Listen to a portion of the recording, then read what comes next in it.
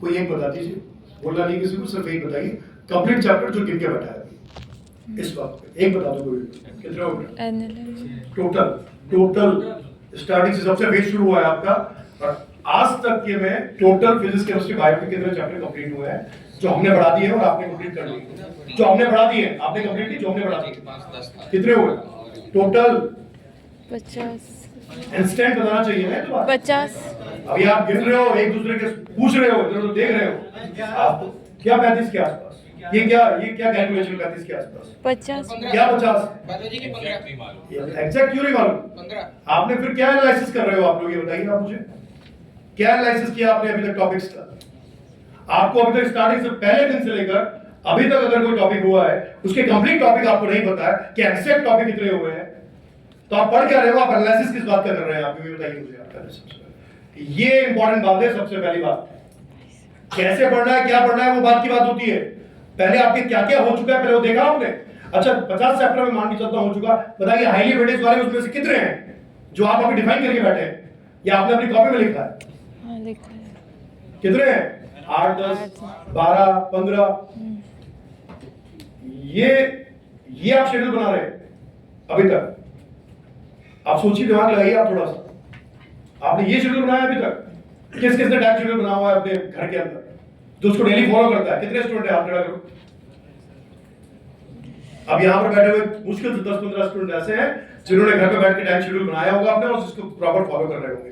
इसका मतलब किसी ने टाइम शेड्यूल तक नहीं बनाया अभी तक कि कब पढ़ना चाहिए और कब नहीं पढ़ना चाहिए। यही दिक्कत है। एक और तेरे को क्या होता है, जब सुबह जंगल में जब सुबह होती है ना, जंगल में जब सुबह होती है ना, तो वही टाइम शेर का भी होता है, वही टाइम हिरण का भी होता है उठने का। ये नहीं होता कभी उठ पाया तो ठीक है, शेर उठ पाया तो ठीक, हिरण उठ पाया तो ठीक, पर दोनों मरेंगे। कैसे मरेंगे कि अगर हिरण नहीं उठ पाया तो शेर खा जाएगा, शेर नहीं उठ पाया, और अगर शेर नहीं उठ पाया तो भूखा उठ जाएगा। तो भागना दोनों को पड़ेगा, उठना दोनों को पड़ेगा, और भागना तुम्हें भी पड़ेगा। तो भागना तो पड़ेगा भाई, ऐसे थोड़ी होता है कि आप आज उठ रहे हो 6 बजे और कल उठ रहे हो 8 बजे और परसों उठ रहे हो 10 बजे, या फिर उठ ही नहीं पा रहे हो। बहुत से बच्चे सुबह क्लास में आते हैं, आज 4 महीने बाद वो बोल रहे हैं सर्दी आने के बाद कि सर सुबह नहीं हो पा रहा है, तो मैं शाम को शिफ्ट कर रहा हूँ, शाम को बैच शिफ्ट हो रहा है, शाम को बैच शिफ्ट करा रहे हो, कभी शाम से सुबह आ रहे हो, कभी सुबह से शाम आ रहे हो। कहां शेड्यूल है भाई? चैप्टर तक एग्जैक्ट नहीं बता कि अभी तक तुम्हारे चैप्टर कितने कितने हो चुके हैं, हो गए। और फिर आप पूछ रहे हो कैसे पढ़ना है, कैसे रिवाइज करना है। अरे एनालिसिस आप तो करो पहले कुछ यार, सेल्फ एनालिसिस तो करिए इसको। मैं मान के चलता हूं 50 चैप्टर है फॉर एग्जांपल, कितने महीने बाकी हैं अभी आपके नीट एग्जाम में? 4 महीने में हर एक वीक में 2-2 दिन मिलते हैं, संडे छोड़ देता हूं। सिंपलेस्ट सिनेरियो होता है, इतना कॉम्प्लिकेटेड करने की जरूरत क्या है? नीट एग्जाम बहुत इजी है यार, जेईई एडवांस और मेंस क्या होता है तुम्हें पता नहीं है अभी। नीट एग्जाम बहुत इजी है, सिर्फ सिंपलेस्ट तरीका क्या होता है, 2-2 दिन उठाइए, 2 दिन, मंडे ट्यूसडे, उसके अगले 2 दिन, उसके अगले 2 दिन, संडे छोड़ देता हूं। 2 दिन में एक चैप्टर करिए बैक पोर्शन का। कितने चैप्टर हुए एक वीक में? 1 चैप्टर। तो एक मंथ में कितने हुए? कितने हुए? 12। तो 4 मंथ में कितने हुए? और 48 से ज्यादा आपने चैप्टर आपने पढ़े नहीं। कितनी सिंपल कैलकुलेशन है, और कॉम्प्लिकेटेड करके बैठे हो उसको। अब 2 दिन में एक चैप्टर होगा कि नहीं होगा? कैसे नहीं होगा भाई? हो सकता है नहीं होगा, होगा कि नहीं होगा? अब आप एक सोचो, जब तुम टेस्ट के एक वीक में सब कुछ पढ़ लेते हो तो 2 दिन में एक चैप्टर नहीं पढ़ सकते। अच्छा एक फिर से बता रहा, कितने कितने ऐसे बच्चे हैं यहाँ पर जो थ्योरी पढ़ते हैं फिर क्वेश्चन करते हैं? हाथ खड़ा करो। सब करते हैं। सब गलत तरीका है, सब गलत तरीका है। पहले क्वेश्चन करो, पहले क्वेश्चन करना है, बैक क्वेश्चन की बात कर रहा हूं। पहले क्वेश्चन करेंगे, फिर ये चेक करेंगे कि आपको क्या नहीं आता है, देन थ्योरी पढ़ेंगे। कैसी बातें करते हो तुम? क्या क्या किस उम्मीद पे लग रहे हो यार? तभी तो आपके नंबर वहीं घूम रहे हैं। आपको क्या लगता है कि आपके नंबर बढ़ाने का तरीका क्या होगा? कोई ऊपर से उतर के आएगा और आपके नंबर बढ़ा के चला जाएगा? तो नंबर बढ़ाने का तरीका क्या? अरे भाई घी निकालना है, घी अगर सीधी उंगली से निकलना है थोड़ी टेढ़ी कर लो ना यार, गरम कर लो, ऐसे डूबेगा तो गरम करने के लिए मेहनत करनी पड़ेगी ना बाबू, अपने आप थोड़ी गैस पे चढ़ जाएगा। अब एक चीज बताइए, अच्छा घी भी कब निकलता है?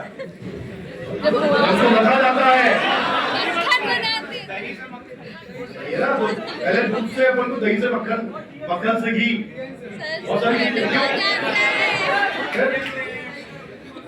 अब आप मतलब किसी को ये नहीं पता है चैप्टर कितने हो गए, किसी को हाई वेटेज वाले चैप्टर किसी ने अलग नहीं किया है, किसी ने अभी तक क्वेश्चन सिर्फ बोल रहे थ्योरी पढ़ेंगे, थ्योरी पढ़ेंगे, थ्योरी पढ़ेंगे। थ्योरी पढ़ने से आज तक हुआ ही क्या है यार?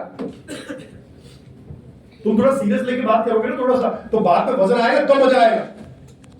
मेरे से बात करो जब भी वजन वाली बात करो, ऐसे नहीं कुछ भी कर रहे हैं, कुछ भी पढ़ रहे हैं, आज ये चल रहा है, आज वो चल रहा है। नंबर में ड्रास्टिक चेंज आता है, कब आता है? जब हम पेपर में थोड़ा सा वेरिएशन करते हैं। आपके नंबर एक जैसे कभी नहीं रहेंगे, आपके नंबर में वेरिएशन आएगा। और क्यों नहीं आएगा? वेरिएशन लाना पड़ेगा भाई। 2016 का पेपर देख लीजिए, 2025 का पेपर देख लीजिए, बहुत वेरिएशन है। 480 नंबर कट ऑफ गई थी 2016 में, हमें आता है अच्छे से। और 2025 में आप देखिए 530 नंबर, 525 नंबर कट ऑफ गई है। एमपी की बात अलग है, नॉर्मल स्टेट की बात अलग बात है। यूपी बिहार राजस्थान की बात कर रहा हूं, समझ रहे हो आप?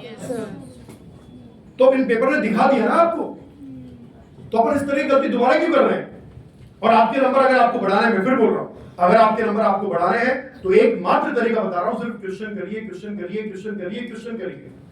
बायो करनी है, क्वेश्चन करिए, केमिस्ट्री करनी है, क्वेश्चन करिए, फिजिक्स करनी है, क्वेश्चन करिए। अब इतनी बार क्वेश्चन करिए, इतनी बार क्वेश्चन करिए। अच्छा, एक चीज को 10 बार करने से फायदा है या 10 चीज को एक बार? 10 चीज को एक बार। अभी तक ये समझ में नहीं आया। अब सोचिए कि अपन किस लेवल पे बात कर रहे हैं। अब बताइए, एक चीज को 10 बार या 10 चीज को एक बार? और पूरे सीडब्ल्यू के अंदर एक ही चीज आपको दी गई है, मॉड्यूल। तो उस मॉड्यूल को 10 बार क्यों नहीं कर रहे हो? कौन सा टाइम नहीं है? आप मॉड्यूल भी कर लोगे, आप एनसीईआरटी भी कर लोगे, एनसीईआरटी एग्जाम भी कर लोगे, रेस कर लोगे, ग्लास कर लोगे, केमिस्ट्री एस कर लोगे, पता नहीं क्या क्या कर लोगे। इधर रोड मार्केट पे रोड पे कुछ 10 क्वेश्चन मिल रहे होंगे, वो भी कर लेंगे। उस रोड पे दूसरे रोड पे जाओ तो 100 क्वेश्चन मिलेंगे, वो कर लोगे। चौहान अगर जाएगा 50 क्वेश्चन वहां से लिया आएगा, कैसे करोगे तुम? अगर हमें एक चीज पढ़ानी, तुम्हें 3 चीज पढ़नी है। हमारे लिए एक चीज पढ़ाना बहुत आसान है, मेरे लिए इनऑर्गेनिक पढ़ाना आसान है, क्योंकि सिर्फ वही पढ़ना है। तुझे इनऑर्गेनिक पढ़ना है, ऑर्गेनिक पढ़ना है, फिजिकल पढ़ना है, बायो भी पढ़ना है, फिजिक्स भी पढ़ना है। अब आप इन चीजों को कैसे करोगे? एक सिर्फ मॉड्यूल दिया है, मैं कहता हूं इस मॉड्यूल को एक मंथ में कम से कम 4 बार रिवाइज करो, कम से कम 4 बार रिवाइज करो। कैसे करोगे? अरे 2-2 दिन दे तो रहे हैं, एक वीक में 7 दिन होते हैं, मैं 6 दिन बोल रहा हूं। 7वें दिन तो आपकी मर्जी, जो करना चाहे वो करिए, फ्री रहेंगे, या फिर जो बच जाएगा उन 2-2 दिनों में उसको करेंगे कंप्लीट। 48 चैप्टर होते हैं यार, 48 चैप्टर ही हुए हैं। सोचो ना, आप दिमाग तो लगाओ, करंट साथ में चल रहा है, बैक पोर्शन साथ में चल रहा है, कितना अच्छा सिनेरियो बैठेगा। फरवरी के बाद सोचिए आप। पर तरीका होना चाहिए, सिस्टमैटिक तरीका। हार्ड वर्क नहीं करना है, स्मार्ट वर्क करना है। तुम लगे हो हार्ड वर्क करने में, मेहनत करना जानते हो तुम लोग, पर सही तरीके से सही की गई मेहनत काम आती है। डायरेक्शन सही होनी चाहिए, वो डायरेक्शन सही नहीं है तुम्हारी।